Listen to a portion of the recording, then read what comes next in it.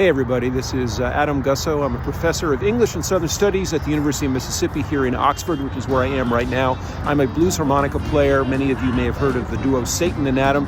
I've written a book. Remember King's dream, Martin Luther King Jr.'s dream of beloved community, an America where people are judged not by the color of their skin, but by the content of their character?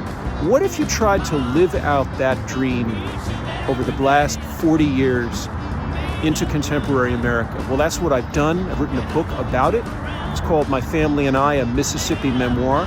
It is, above all, a story of how I met and wooed and fell in love with and married the love of my life, Sherry, from Dallas, Texas, and how we made a life together here in Oxford, Mississippi. It's a story about the son we chose to have and about what a wonderful time he's had here in Oxford, Mississippi. It's about Taekwondo, it's about Alabama beach holidays, but it's also about the darkness that entered America as what felt to be the post-racial promise of Barack Obama dissolved into, well, what happened next, which is the death of Trayvon Martin, the death of Michael Brown, all of those dark days in which America seemed to be falling apart, in which people began to judge each other not by the content of their character, but by the color of their skin. What is it like to be an interracial couple, a mixed couple in Oxford, Mississippi, raising a son who has to come into a world and deal with all this? That's what the book is about.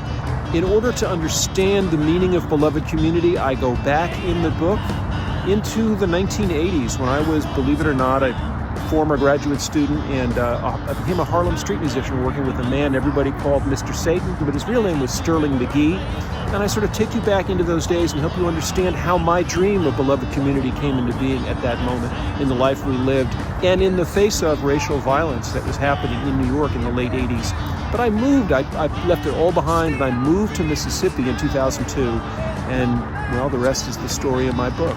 So our son Sean, one of the through lines in the book is the fact that he was a kid who early on we realized was going to be a musician. Now, I'm a musician. I'm a blues guy. I play the harmonica. The only thing my son does not play is blues harmonica. He began with a little pawn shop trumpet, and the rest is just the story of him laying waste to all of the brass instruments. Now he's a trombone player and a euphonium player at the University of Mississippi. So we are an Ole Miss family. That is what the book is about. It's about a father, it's about a husband and wife, it's about a family that together create a beloved community. I think you'll really enjoy my book. Again, My Family and I, a Mississippi Memoir.